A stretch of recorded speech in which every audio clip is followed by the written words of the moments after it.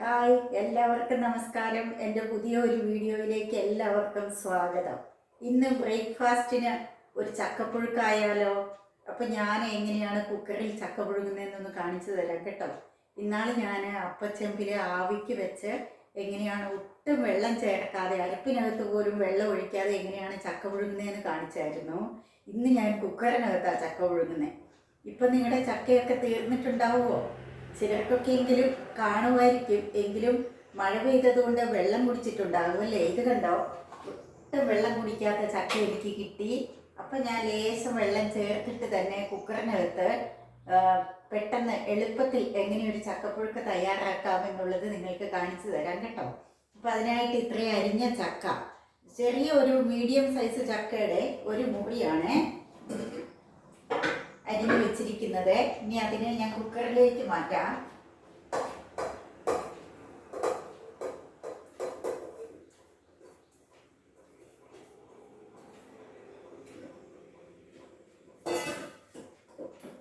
ചക്ക കുക്കറിലേക്ക് മാറ്റി ഇനി ഒരു ഗ്ലാസ് വെള്ളം ഒഴിക്കാം.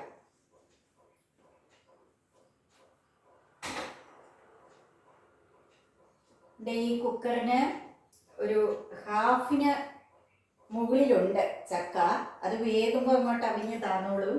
ഒരു ഗ്ലാസ് വെള്ളം ഒഴിക്കുക. ഇനി കുക്കർ അങ്ങ് അടച്ച്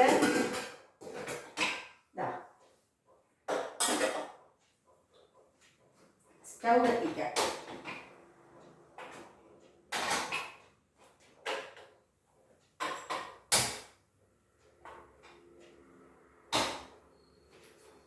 അങ്ങനെ കുക്കറിൽ ഒരു മീഡിയം സൈസ് ചക്കയുടെ ഹാഫ് പോർഷൻ, പകുതി അരിഞ്ഞതും പിന്നെ ഒരു ഗ്ലാസ് വെള്ളവും കൂടെ ഒഴിച്ച് വെച്ചു.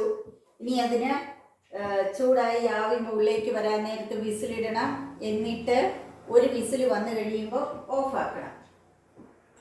പിന്നെ നിങ്ങൾക്കറിയാലോ, അരപ്പ് ചേർക്കുക, ഇളക്കുക, ചൂടോടെ കഴിക്കുക. അപ്പോൾ അതവിടെ അങ്ങനെ ഇരിക്കട്ടെ. ആവി വരുമ്പോഴത്തേനും വേറൊരു പണിയുണ്ട്. നമുക്ക് ചക്കപ്പുഴുക്ക് പോരല്ലോ, കറി വേണ്ടേ? അപ്പം ഞാൻ വറുത്തരച്ച ഒരു കോഴിക്കറിയാണ് ഇന്നത്തെ ചക്കയുടെ കൂടെ കഴിക്കുന്നത്, റെഡിയാക്കുന്നത് കേട്ടോ, ബ്രേക്ക്ഫാസ്റ്റിന്. അപ്പോൾ കോഴിക്കറി വെക്കുന്ന മുഴുവൻ കാണിച്ചു തരുന്നില്ല. ഇന്നലെ വൈകുന്നേരം വെച്ച കോഴിക്കറി ഇരിപ്പുണ്ട്. അതിൽ കുറച്ച് അരപ്പ് കുറവായിരുന്നു. അപ്പം എനിക്ക് ഈ വരവ് മല്ലിപ്പൊടിയൊന്നും ഒരുപാട് ചേർക്കുന്ന ഇഷ്ടമില്ല. അപ്പം ഞാൻ മുഴുവൻ മല്ലി വാങ്ങിയിട്ടുണ്ടായിരുന്നു. അത് കുറച്ചെടുത്ത് വറുത്തരച്ച് ഇതിൻ്റെ കൂടെ അങ്ങോട്ട് ചേർക്കുകയാണ്. അപ്പോൾ വറുത്തരച്ച കോഴിക്കറിയായി മാറുമല്ലോ. ഫുള്ളായിട്ട് നമുക്ക് വറുത്തരച്ച് വെക്കാം. ഇന്നലെ ഞാൻ വൈകുന്നേരം ലേറ്റ് ആയതുകൊണ്ട് എളുപ്പത്തിന് കുറച്ച് വെച്ചു. കുറച്ച് മല്ലിപ്പൊടി ഉണ്ടായിരുന്നു, അതിട്ടങ്ങ് വെച്ചു. ബാക്കി ഇപ്പോൾ കുറച്ച് തേങ്ങായും മുഴുവൻ മല്ലിയും കൂടെ വറുത്തരച്ച് അങ്ങോട്ട് ചേർക്കാം. അപ്പോൾ ടേസ്റ്റ് കൂടും. ചക്ക അവിടെ ഇരുന്ന് ആവി വരട്ടെ. അപ്പോഴത്തേനും തേങ്ങ വറുത്തരച്ച് കറിയിൽ മിക്സ് ചെയ്യാനുള്ള അരപ്പ് തയ്യാറാക്കിയെടുക്കാം.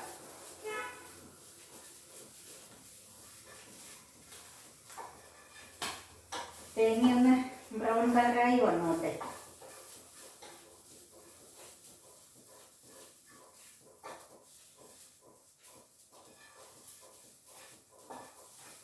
ഇപ്പോൾ മഴക്കാലമല്ലേ, മഴക്കാലത്ത് നല്ല ചൂട് ചക്കപ്പുഴുക്കും കറിയൊക്കെ കഴിച്ച് ഹെൽത്തി ആയിരിക്കാം. നമുക്ക് മറ്റ് ബേക്കറി ഐറ്റംസും ഫാസ്റ്റ് ഫുഡ് ഐറ്റംസൊക്കെ കഴിച്ച് ഈ മഴക്കാലത്ത് അതിന് രോഗമൊക്കെ പിടിക്കാതെ നമ്മുടെ വീട്ടിൽ തന്നെ ഉണ്ടാക്കുന്ന ഹോം മെയ്ഡ് ഫുഡ്സൊക്കെ കഴിച്ച് ആരോഗ്യമൊക്കെ സംരക്ഷിച്ച് അങ്ങനെ ഇരിക്കാം. അപ്പോൾ മഴക്കാല രോഗങ്ങളൊക്കെ എളുപ്പത്തിൽ നമ്മളെ കീഴടക്കാതിരിക്കും. നമ്മുടെ ആരോഗ്യം നമ്മുടെ കൈകളിലാണ്. നമ്മുടെ മാത്രമല്ല, നമ്മുടെ കുടുംബാംഗങ്ങളുടെയും. ഇന്നത്തെ കുട്ടികൾക്കൊക്കെ പെട്ടെന്ന് ഉണ്ടാക്കുന്ന ഫുഡ് പോലും അടുക്കളയിൽ കയറി ഉണ്ടാക്കാൻ മടിയുള്ള കാലമാണല്ലേ. അപ്പം ഇങ്ങനെ വറുത്തരച്ച കറിയൊക്കെ ഉണ്ടാക്കുക എന്ന് പറയുന്നത് അവർക്കൊക്കെ ചിന്തിക്കാൻ പോലും പറ്റിയല്ല. പക്ഷേ നമ്മുടെയൊക്കെ അമ്മമാരൊക്കെ പണ്ട് ഇങ്ങനെ വറുത്തിട്ട് മിക്സി പോലും ഇല്ലാതെ അമ്മിക്കല്ലിൽ അരകല്ലിൽ വെച്ചിട്ടല്ലേ അരച്ച് ഉണ്ടാക്കി നമ്മളെയൊക്കെ പോറ്റിയത്. അതുകൊണ്ട് തന്നെ നമുക്ക് ഇത്രയൊക്കെ പ്രായമായെങ്കിലും വലിയ ആരോഗ്യ പ്രശ്നങ്ങളില്ലാതെ പോകുന്നുണ്ട്. ഇന്നത്തെ കുട്ടികൾക്ക് അല്ലെങ്കിൽ യുവതലമുറയ്ക്ക് ഒട്ടും ഹെൽത്തില്ല, തടി മാത്രമേ ഉള്ളൂ അല്ലേ. എന്തെങ്കിലുമൊക്കെ കിട്ടുന്നത് വാരി വലിച്ച് കഴിച്ചൊരു ശീലമാണ്. അപ്പം നമ്മൾ വീട്ടിലുള്ള അമ്മമാര് സ്ത്രീകൾ ശ്രദ്ധിച്ചാൽ കുറേയൊക്കെ അവരുടെ ഹെൽത്തിനെ നമുക്ക് സംരക്ഷിക്കാൻ പറ്റും. ഇങ്ങനെ നമുക്ക് കുറച്ച് കഷ്ടപ്പെടണം. എല്ലുമുറിയെ പണിതാൽ പല്ലുമുറിയെ തിന്നാം അല്ലേ. എല്ലുമുറിയെ പണിത് പല്ലുമുറിയെ തിന്നാൽ ആരോഗ്യവും സംരക്ഷിക്കാം. പണിയാതെ പല്ലുമുറിയെ തിന്നാൽ ആരോഗ്യം അങ്ങ് പോകും. പിന്നെ ചക്കയ്ക്ക് ആവിയൊന്നോ നോക്കട്ടെ. വന്നു വിസിൽ വെച്ചേക്കാം. ആവി വന്നു, വിസിലിട്ടു. ഇനി ഒരു വിസിലടിക്കട്ടെ കേട്ടോ. തേങ്ങ കുറച്ചൊന്നും ബ്രൗൺ കളറായിട്ടുണ്ട്. അപ്പോഴേക്ക് ഇതിലേക്ക് മല്ലിയും കൂടി ഇട്ട് കൊടുക്കാം. കരിഞ്ഞു പോകാതെ വേഗം ഇളക്കാം.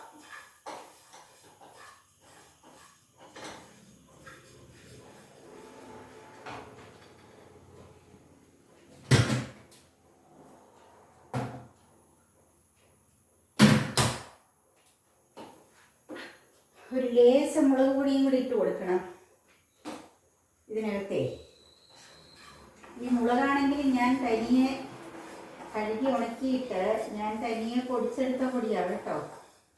മില്ലിൽ കൊണ്ടുപോകാമെന്ന് വിചാരിച്ചപ്പോഴത്തേനും മുളക് ഉണക്കി വെച്ചത് തണുത്തു പോയി. പിന്നെ മഴയും വന്നു. അല്പം ലേറ്റായി പോയി. പക്ഷെ ഞാൻ മുളക് വാങ്ങി ഉണക്കിയപ്പോഴത്തേനും പലവിധ കാരണങ്ങൾ കൊണ്ട് അങ്ങനെ സംഭവിച്ചു. എല്ലാവർക്കും ഞാൻ നേരത്തെ മുളക് മല്ലി എല്ലാം വാങ്ങി കഴുകി ഉണക്കി പൊടിച്ച് വയ്ക്കും. നല്ല തേങ്ങ ആട്ടി ശുദ്ധമായ വെളിച്ചെണ്ണ എടുത്ത് വയ്ക്കും. നമ്മുടെ തന്നെ പറമ്പിൽ, ഞങ്ങളുടെ തന്നെ പറമ്പിൽ നട്ട് പറിച്ച മഞ്ഞൾ പുഴുങ്ങി ഉണക്കി പൊടിച്ച് വയ്ക്കും. അങ്ങനെ പരമാവധി മായം കലർന്ന പൊടികളൊക്കെ ഒഴിവാക്കി ഉള്ള ഒരു ലൈഫ് സ്റ്റൈലാണ്. അത് പറഞ്ഞതുപോലെ അതിന് കഷ്ടപ്പാടൊക്കെ ഉണ്ട്, എങ്കിലും അതിനൊരു സുഖമാണ് ആ കഷ്ടപ്പാടിന്. ജോലിക്ക് പോയിക്കൊണ്ടിരുന്നപ്പം ഇതൊക്കെ ചെയ്യുമായിരുന്നു. പിന്നെയാണോ ഇപ്പോൾ വീട്ടിലിരിക്കുവായതുകൊണ്ട് സമയമുണ്ടല്ലോ.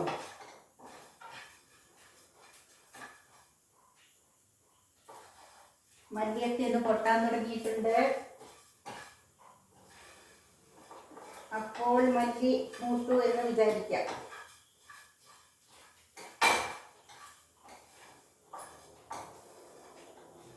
ആദ്യം മിക്സിയുടെ ചെറിയ ജാറിൽ ചക്കയുടെ അരപ്പ് തയ്യാറാക്കുന്നതിന് മുമ്പ് ആദ്യം ഇതിനെ അരച്ച് മാറ്റണം. കാര്യം ഇത് ആദ്യം ഒന്ന് പൊടിച്ചിട്ട് പിന്നെ ലേശം വെള്ളം ചേർത്ത് അരയ്ക്കണം.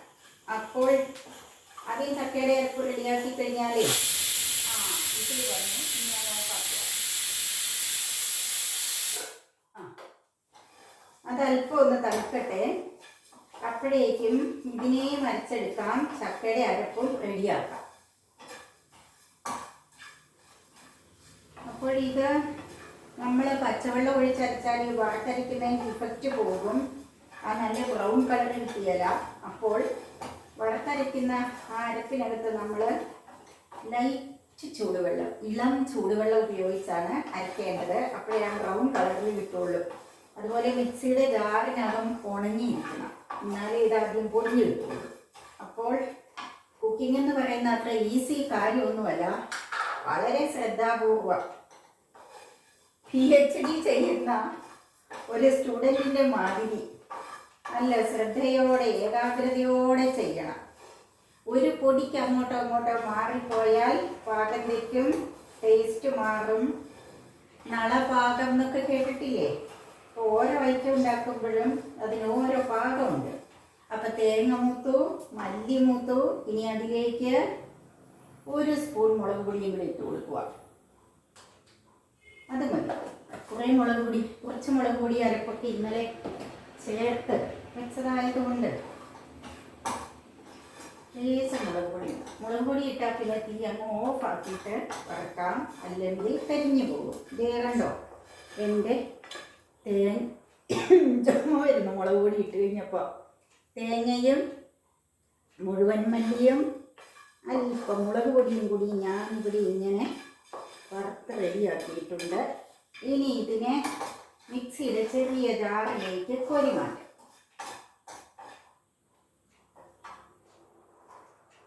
ഒരു സ്പൂൺ എടുത്തിട്ട് വരട്ടെ.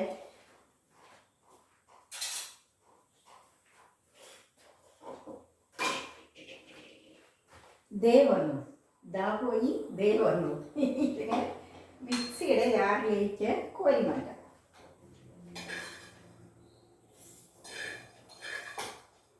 ശ്രദ്ധിക്കണേ, പാചകത്തിൻ്റെ തുടക്കക്കാരൊക്കെ ആണെങ്കിൽ, ചെറിയ പ്രായത്തിലുള്ള വീട്ടമ്മമാരൊക്കെ ആണെങ്കിൽ ഇതൊക്കെ ശ്രദ്ധിച്ച് ചെയ്യണം.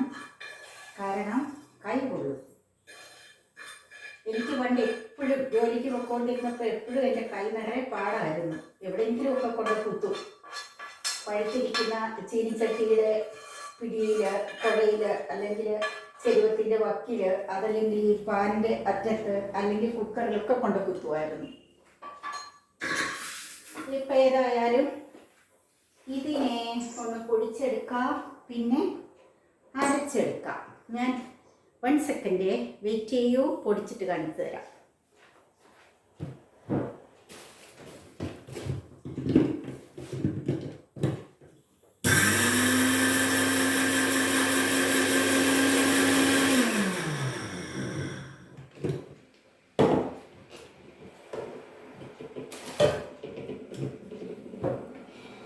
കാണാമോ? പൊടിഞ്ഞിട്ടുണ്ട്. ഇതാണ് ഇതിൻ്റെ ഫസ്റ്റ് സ്റ്റെപ്പ്. വറുത്തരയ്ക്കുമ്പോൾ തേങ്ങയും നല്ല മണം. നമ്മൾ തീയലിനൊക്കെ ആണെങ്കിൽ കറിവേപ്പിലയും ചെറിയുള്ളിയൊക്കെ കൂട്ടി വറുത്തരയ്ക്കും. ഇത് പക്ഷേ കോഴിക്കറിക്കല്ലേ, അപ്പോൾ അതിൻ്റെ ആവശ്യമില്ല. തേങ്ങയും മല്ലിയും മുളകും കൂടി വറുത്തരച്ചു. അത് പൊടിഞ്ഞപ്പോൾ തന്നെ എന്തൊരു സ്വാദാണ്. ഈ അരപ്പിലറിയാം, ഈ സ്വാദിലറിയാം കറിയുടെ ടേസ്റ്റ്. അപ്പോൾ നിങ്ങൾ ഇനി കോഴിക്കറി വെക്കുമ്പോൾ ഇങ്ങനെ ഒന്ന് വറുത്തരച്ച് വെച്ച് നോക്കണം കേട്ടോ. അപ്പം ഞാൻ അതിലേക്ക് ലേശം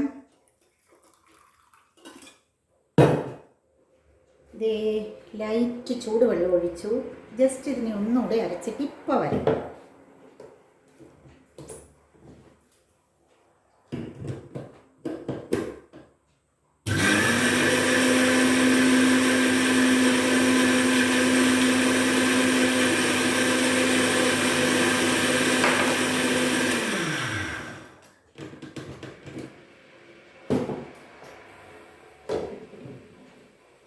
ദേ കണ്ടോ, കോഴിക്കറിയുടെ അരപ്പ് റെഡി. നല്ല സോഫ്റ്റായിട്ട് അരിഞ്ഞിട്ടുണ്ട്, നൈസായിട്ട് അരിഞ്ഞിട്ടുണ്ട്.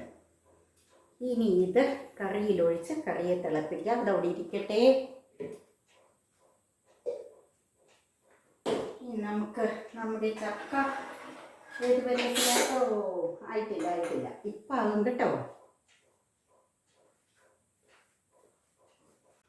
അല്പം തേങ്ങയും 2 പച്ചമുളകും 5-6 ചുവന്നുള്ളിയും 5 അല്ലി, ചെറിയ അല്ലി ആയതുകൊണ്ട് 5 അല്ലി വെളുത്തുള്ളിയും കൂട്ടി ഞാൻ ചതച്ച് കുറച്ച് അരപ്പ് റെഡിയാക്കി. ഇനി അതിലേക്ക് ബാക്കി തേങ്ങ ഇട്ട് കൊടുക്കാം. അപ്പോൾ അതവിടെ ഇരിക്കട്ടെ. കുക്കർ ഒന്ന് തുറന്ന് നോക്കണ്ടേ.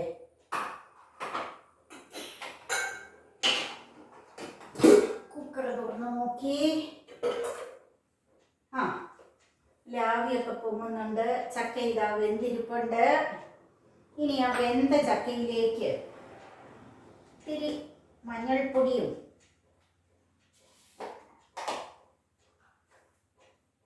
കുറച്ച് മഞ്ഞൾപ്പൊടി തൂളാം ഇട്ട് കൊടുക്കാം. ഇത് നല്ല മഞ്ഞൾപ്പൊടിയാണ്, ശുദ്ധമായ മഞ്ഞൾപ്പൊടി, അല്ലാതെ മഞ്ഞപ്പൊടിയല്ല കേട്ടോ, മഞ്ഞൾപ്പൊടിയാണ്. ആവശ്യത്തിന് ഉപ്പ് ചേർത്ത് കൊടുക്കാം. ഉപ്പിൻ്റെ ഒന്നും അളവ് ഞാൻ പറയുന്നില്ല, കാരണം ഓരോരുത്തർക്കും ഓരോ പാകമാണല്ലോ. പക്ഷെ ആദ്യം കുറച്ചിട്ടാൽ മതി. പിന്നെ നമുക്ക് ചക്ക ഇളക്കുന്ന സമയത്ത് കുറവാണെന്ന് തോന്നിയാൽ കുറച്ചുകൂടെ ഉപ്പ് നീരൊഴിക്കുകയോ ഉപ്പ് പൊടി ഇടുകയോ ഒക്കെ ചെയ്യാമല്ലോ.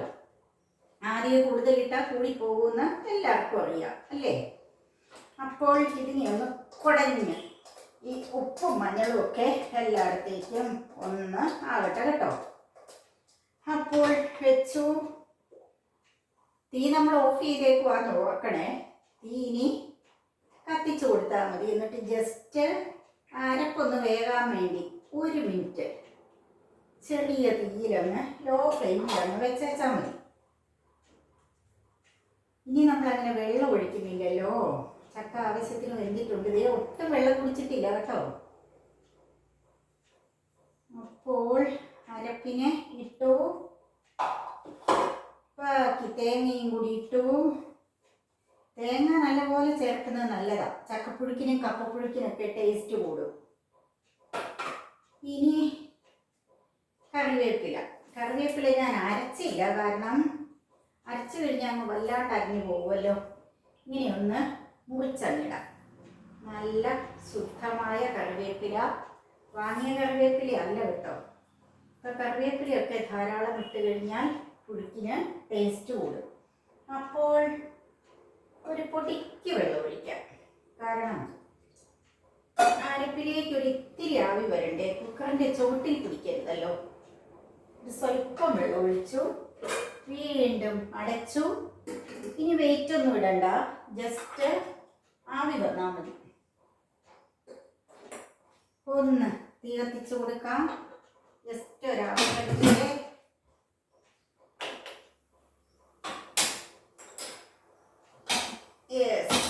അങ്ങനെ ഇനി 1 മിനിറ്റ് കൊണ്ട് ചക്കപ്പുഴുക്ക് റെഡിയാകും. അപ്പോഴേക്ക് ഞാൻ വറുത്തരച്ച അരപ്പൊക്കെ ചേർത്ത് വെച്ചിരിക്കുന്ന കറി ഇവിടെ ഒന്ന് തിളപ്പിക്കാം. അപ്പോൾ പുഴുക്കും കറിയും കൂടി ഒരേപോലെ ഒന്ന് റെഡിയാവും. പിന്നെ കഴിച്ചാൽ മതി. ഓക്കെ. അതിലേക്കും കറി വെച്ചപ്പോൾ ധാരാളം കറിവേപ്പില ഇട്ടതാണ്. ഒരു ലേശം കറിവേപ്പിലയും. അപ്പോൾ ഞാൻ ചക്കയിൽ അരപ്പിട്ട് വെച്ചിട്ട് 1 മിനിറ്റ് ആയിട്ടുണ്ട്. തീ മീഡിയം ഫ്ലെയിമിലാണ് വെച്ചിരിക്കുന്നത് കേട്ടോ. അരപ്പിട്ട് കഴിയുമ്പോൾ നമ്മൾ അധികം വെള്ളം ഒഴിക്കുന്നില്ലല്ലോ, ജസ്റ്റ് ഒരു സ്വല്പം വെള്ളം ഒഴിച്ചതല്ലേ ഉള്ളൂ. അപ്പോൾ അത് തീ കൂട്ടി വെച്ച് കഴിഞ്ഞാൽ ചോട്ടിൽ പിടിക്കും. ഒട്ടും ചോട്ടിൽ പിടിക്കാതെ പുഴുങ്ങിയെടുക്കണം. പാത്രത്തിൻ്റെ ചോട്ടിൽ പിടിച്ചു കഴിഞ്ഞാൽ ടേസ്റ്റ് മാറും. നമുക്കറിയാം, കണ്ണം പിടിക്കും അല്ലേ. അപ്പോൾ ഞാൻ ഇതിൻ്റെ മൂടിയൊന്ന് പൊക്കി നോക്കുകയാണ്. ഇതാ ചക്കപ്പുഴുക്ക് റെഡിയാകുന്നുണ്ട്. ഉണ്ട്. ഇത് വെന്തപ്പെടുത്തേനും അളവ് കുറഞ്ഞു. വെച്ചപ്പം കുക്കറിൻ്റെ 1/4 ഭാഗം ഉണ്ടായിരുന്നു, ഇപ്പോൾ അരഭാഗത്ത് താഴെയായി. നല്ല ശുദ്ധമായ 2 ടേബിൾ സ്പൂൺ പച്ചവെളിച്ചെണ്ണയും കൂടി ഒഴിച്ചു കൊടുക്കാം. അപ്പോൾ ചക്കപ്പുഴുക്കിന് ഇരട്ടി സ്വാദാവും. നിങ്ങൾക്ക് ഇഷ്ടമുണ്ടെങ്കിൽ ഒഴിച്ചാൽ മതി കേട്ടോ. ഞാൻ എപ്പോഴും ഒന്നും ഒഴിക്കുകയല്ല, ചിലപ്പോഴൊക്കെ അങ്ങനെ ചെയ്യാറുണ്ട്. ഇന്നിപ്പം ചക്കയൊക്കെ തീരാൻ പോവല്ലേ, ഉണ്ടെങ്കിൽ തന്നെ വെള്ളം പിടിച്ചിട്ടുണ്ടാവും അല്ലേ, ഒരു മഞ്ഞളിപ്പ് പിടിച്ചിട്ടുണ്ടാവും. അപ്പം ഇനി അധികം ചക്കയൊന്നും പുഴുങ്ങാൻ പറ്റിയല്ല. അതുകൊണ്ട് ഞാൻ മാക്സിമം നന്നാക്കി മാക്സിമം ടേസ്റ്റി ആയിട്ട് പുഴുങ്ങുവാണ്. അപ്പം ഇതാ എൻ്റെ ചക്കപ്പുഴുക്ക് റെഡിയായി. തീ ഓഫ് ചെയ്യാം. നല്ല ചക്കപ്പുഴുക്ക് ഇവിടെ റെഡിയായിട്ടുണ്ട്. അതങ്ങോട്ട് അടച്ചു വയ്ക്കാം, ചൂട് പോകാതെ ഇരിക്കട്ടെ. ഇത് നമ്മുടെ കറി എങ്ങനെയുണ്ടെന്ന് നോക്കാം. കണ്ടോ, അതിനിടയിൽ ഞാൻ അരപ്പ് ചേർത്ത കറി തിളപ്പിക്കാൻ വെച്ചിരുന്നു.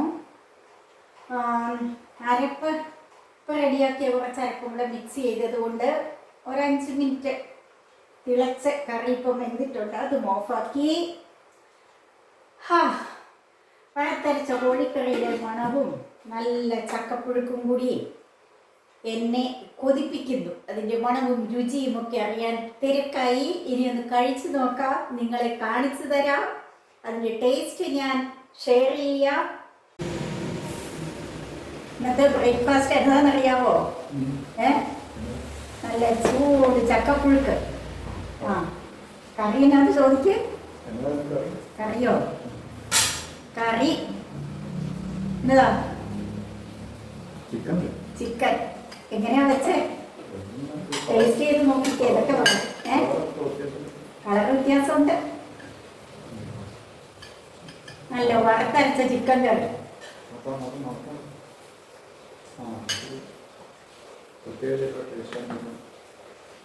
നിങ്ങളെപ്പോഴും പറയല്ലേ നിങ്ങളുടെ അമ്മച്ചി വറുത്തരച്ച കറി വെക്കും, അമ്മച്ചി വെച്ച കോഴിക്കറിയുടെ ടേസ്റ്റ് ഇപ്പോഴും നാവിലുണ്ടെന്ന് പറയല്ലേ.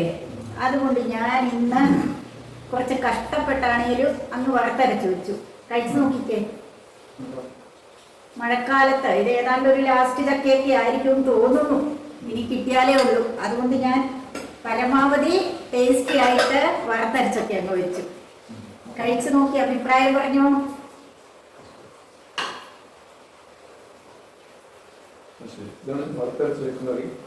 എങ്ങനെയുണ്ട്? പഴമയുടെ രുചി അല്ലേ? ഇപ്പോഴത്തെ പെൺപിള്ളേരൊക്കെ ഇങ്ങനെ വറുത്തരച്ചൊന്നും കറി വെക്കാനൊന്നും മെനക്കടിയല്ല. അപ്പം ഞാനിപ്പം റിട്ടയർമെന്റ് ലൈഫിൽ കുറച്ച് സമയമൊക്കെ ഉള്ളത് കൊണ്ട് ഞാൻ പണ്ടും അത്യാവശ്യം വറുത്തരച്ചൊക്കെ കറി വെച്ച് തരികയില്ലായിരുന്നു. തിരക്കിട്ട് ഓടുന്നതിനിടയ്ക്കും. അപ്പോഴിനി മക്കൾക്ക് ജോലിയായി എല്ലാം കഴിഞ്ഞ് നിങ്ങളെ കാര്യങ്ങൾ നോക്കിയാൽ മതിയല്ലോ. അപ്പോൾ ഞാൻ ഫ്രീ ആയപ്പോൾ നിങ്ങളുടെ ഇഷ്ടത്തിനനുസരിച്ചുള്ള കറിയൊക്കെ വെച്ച് തരാമെന്ന് വിചാരിച്ചു. അതുകൊണ്ടൊരു വറുത്തരച്ച കോഴിക്കറിയും ചക്കപ്പുഴുക്കും. മഴക്കാലത്ത് നല്ല രുചികരമാണ്, ഹെൽത്തിയാണ്. കഴിച്ചോ? അപ്പൊ എന്റെ പ്രേക്ഷകരോട് പറഞ്ഞ ടേസ്റ്റ് എങ്ങനെയുണ്ടെന്ന്. ഇതൊരു ഡിഫറെന്റ് ടേസ്റ്റ് ആണ്. കുറച്ച് മെനക്കടയുണ്ട്. മുളക് നെല്ലിയൊക്കെ വറുത്തരക്കണം, തേങ്ങ വറുത്തരക്കണം. മുഴുവൻ മല്ലി വറുത്തരച്ചതാ. ഇതൊന്നും നടക്കുന്ന കാര്യമൊന്നുമല്ലോ.